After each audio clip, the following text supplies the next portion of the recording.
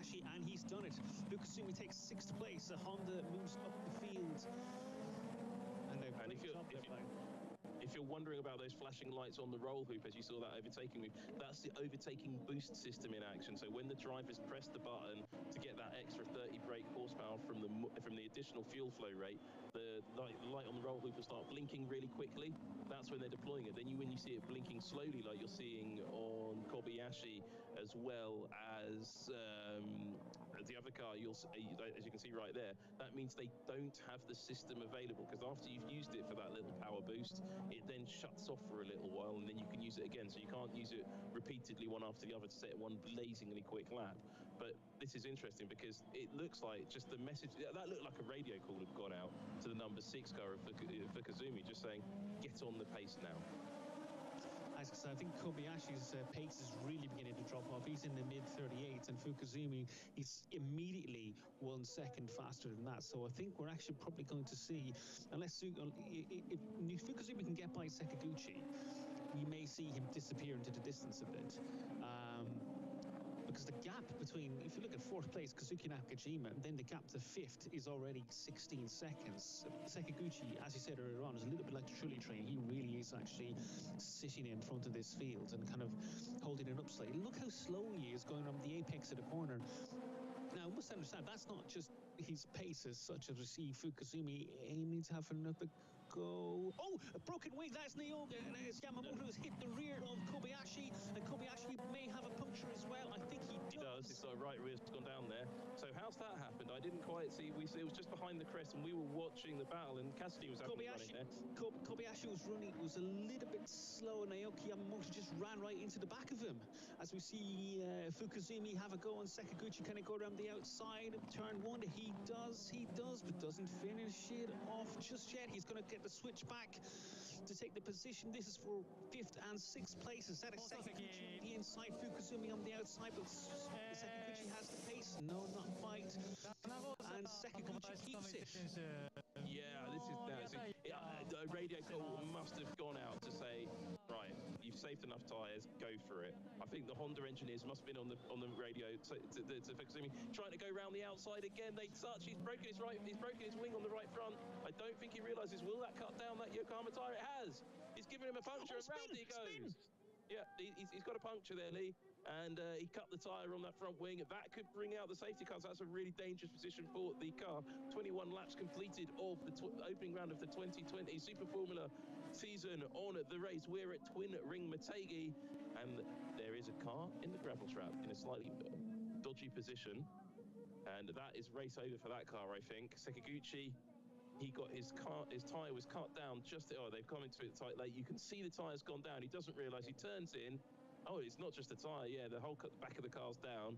He's lost downforce, and round it goes.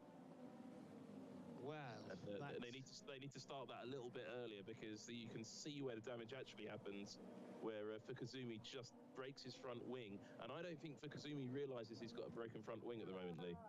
No.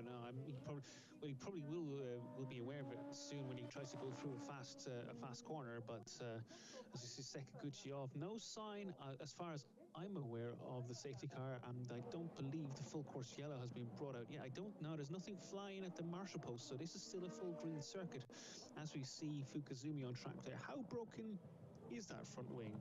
Well, it was very distinctly out of position when he to the point where that is not fully attached to the car. The right-hand side of it is not attached. So one of the KCMG cars having a very long pit stop and trouble on the right rear as well. So that's out of contention, really, for a decent result. That's Yuji Kanemoto. Stalled. Oh, that's all gone wrong, hasn't it? And stalled again. What did he... We just had a question in, Sam, from if super license points are available for this championship, and I can safely say yes, super license points are available for this championship. It's on a level with the Formula Regional European Championship and the former GP3 series. So the champion in this Super Formula will actually get 25 points to their super license. So it is actually a big win if you can actually get a top result in this championship. That's why drivers like Yuri Vips are coming and doing this series, or contracted at least to do this series, so they could get those final super license points to get and qualify for Formula One with AlphaTauri next year. but who knows if that'll happen. He's now trying to race anything he can get his hands on to get those points in place, but with the regulation that only the 5 best scores of the season count, that's going to have an effect on the way people drive these races, I think. I think people are going to be willing to take a few more risks, particularly if they get a couple of good results on the board. They can really push like hell and take some slightly risky moves, and I think we saw that earlier on. Now, Sam, we have seen a few craziness over the last couple of laps, but if you look in 11th place, you'll see Ukyo Sasahara is now running 11th place. He's actually taken 7 seconds off the race leader in the last few laps since he changed tyres, but he is 13 seconds behind Kazuya Oshima and currently running almost 3 seconds quicker than him. Yeah, so, I know. That's he's just putting in qualifying lap after qualifying lap. There he is. Got clear track, and this is really playing to him. 23 laps. This is lap 23 of 35.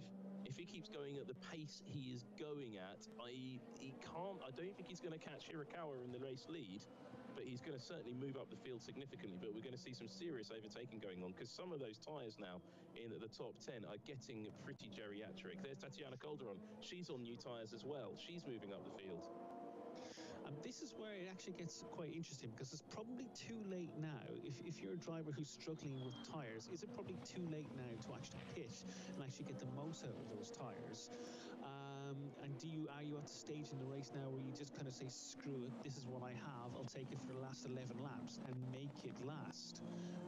No, I don't think it is, Lee, because Ishiura, Makino and Oshima all have a sort of 13, 14 second gap over Oshima, and so if they take the advantage now, come in there, I don't think they're going to lose out too badly, as long as the crew don't make some errors in the pit stops. But we have seen some errors. But also at the front of the field, you saw the graphic on your screen. Hirakawa's running out of pace here.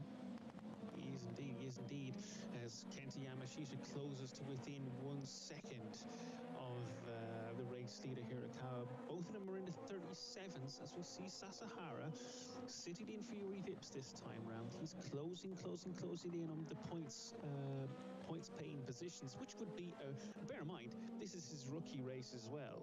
The 24-year-old, he's doing a very, very, very good job sitting in for Yuri Vips. It wasn't like a last-minute call-up, but it was, it wasn't exactly.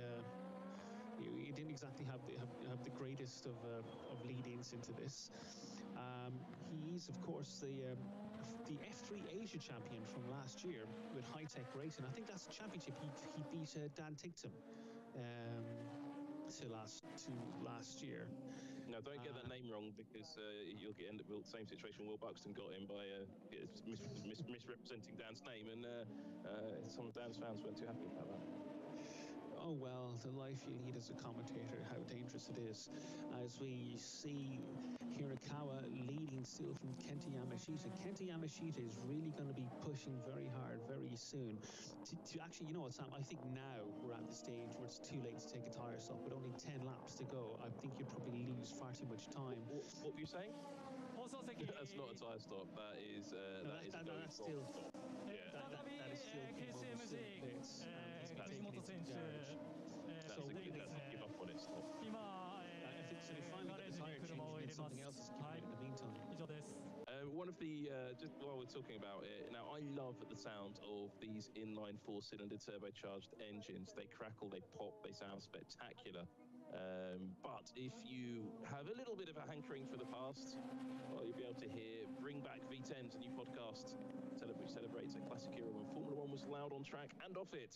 There's a series of deep dive episodes visiting memorable stories from the world of Formula One on the-race.com. So check that one out. Gary Anderson as well. He's got a podcast where he talks through all things technical.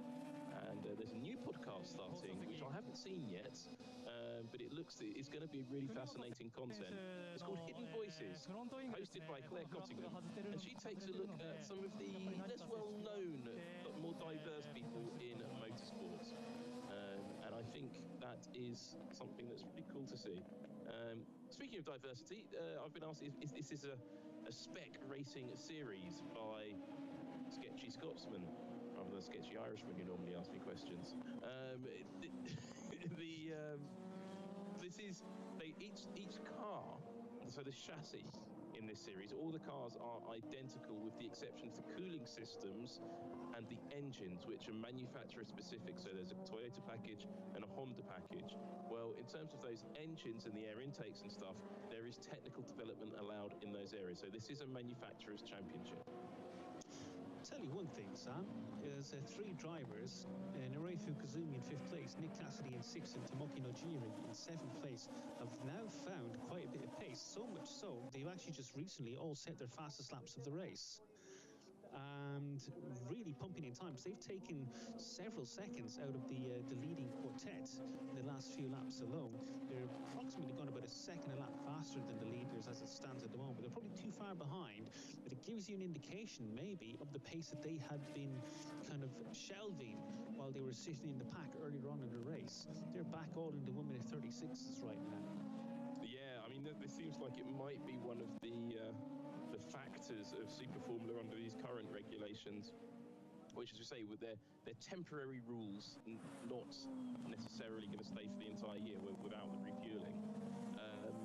I could see this being a little bit of a time management formula for a little while, but it does still clearly allow for split strategy. Sasahara now up to 11th, or sitting in 11th position, and closing in on Oshima and getting some points on the board. 7 seconds he's got to do on that.